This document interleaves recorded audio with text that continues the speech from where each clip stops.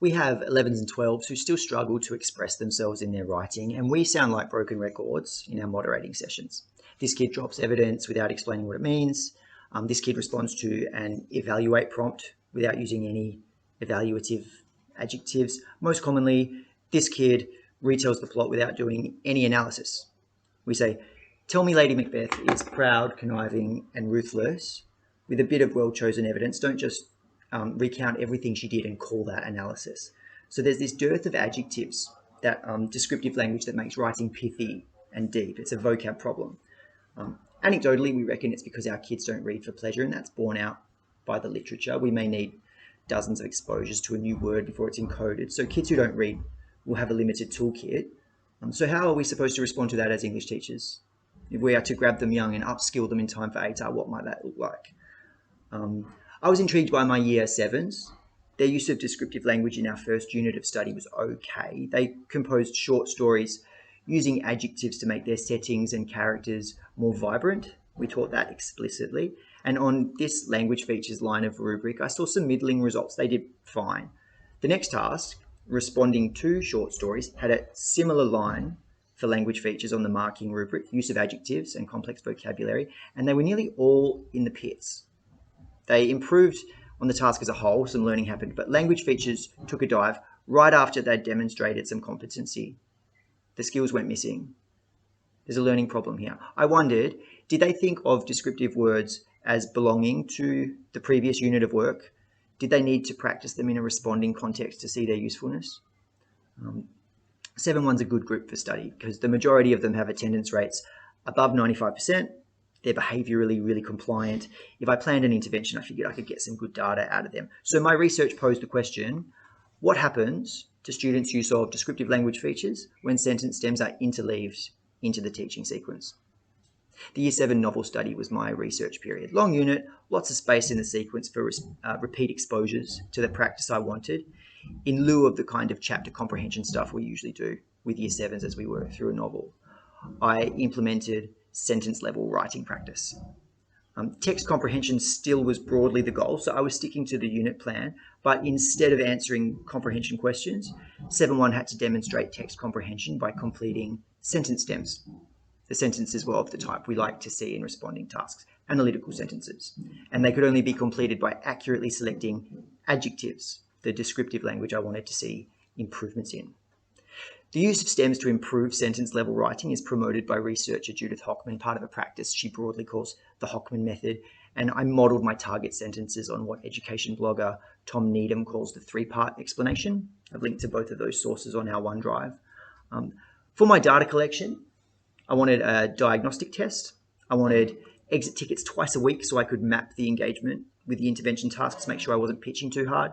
I wanted a formative assessment that mirrored the diagnostic, a real one-for-one comparison, bookending the intervention, and the summative assessment that we all ran with the Year 7s, the journal task. That's a response in a different style to the intervention practice. So in that one, I anticipated that the descriptive language might go missing again. So at the outset, we read 2 chapters of Fighting Reuben Wolf, and I posed a responding question, a 1-paragraph response, ostensibly a comprehension task, but I was looking for use of descriptive language. That was my diagnostic test. The intervention ran over 3 weeks.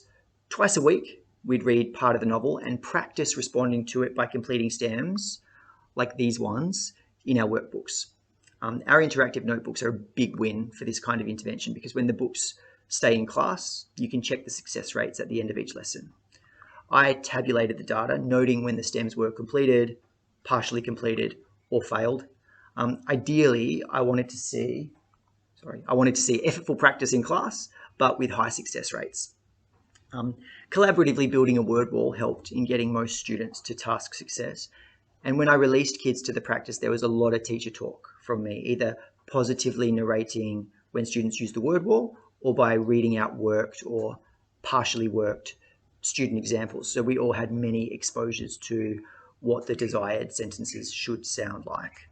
I finished the sequence with a formative assessment, a 1-paragraph response, so that's essentially a repeat of the diagnostic, and that's where I expected to see big improvements because it's a response in exactly the same form we'd been practicing, than the summative task that we all ran. And the big question, when I changed the responding style, would this descriptive language show up or would it go missing again? In the diagnostic assessment, from a possible score of 4 on the language features rubric, the class averaged 1.85 out of 4. From the diagnostic to that easy formative assessment, near the end of the intervention, students improved on average a negligible 3% with a standard deviation of 0.75. They were really bunched up around that very small change.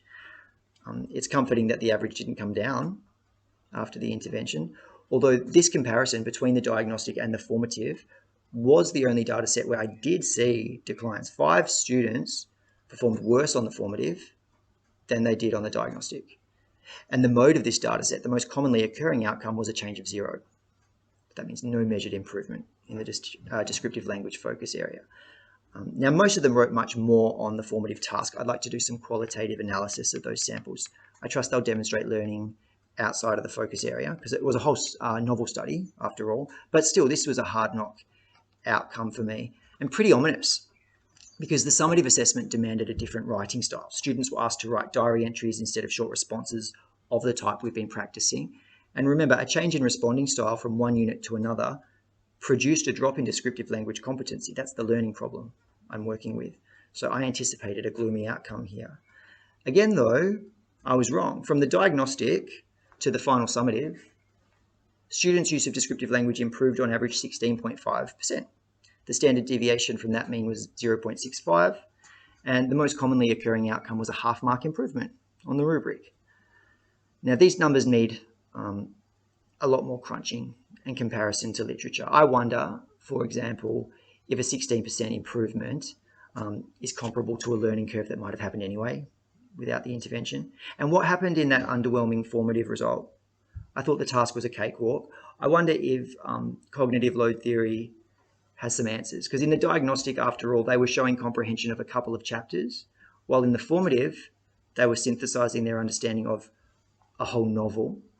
Under such loads, do old habits creep in? Are new skills fresh in the memory but not yet encoded, so they're not really available when a task is too effortful?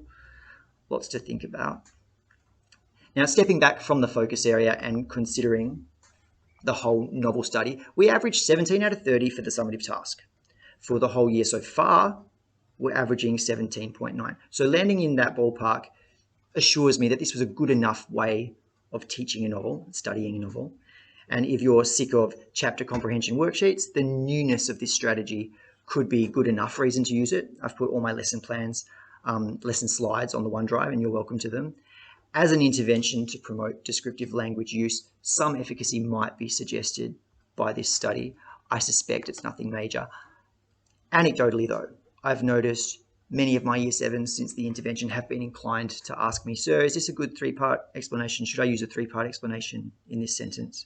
And remember, that means 3 adjectives to describe one piece of evidence. So something about this practice took root.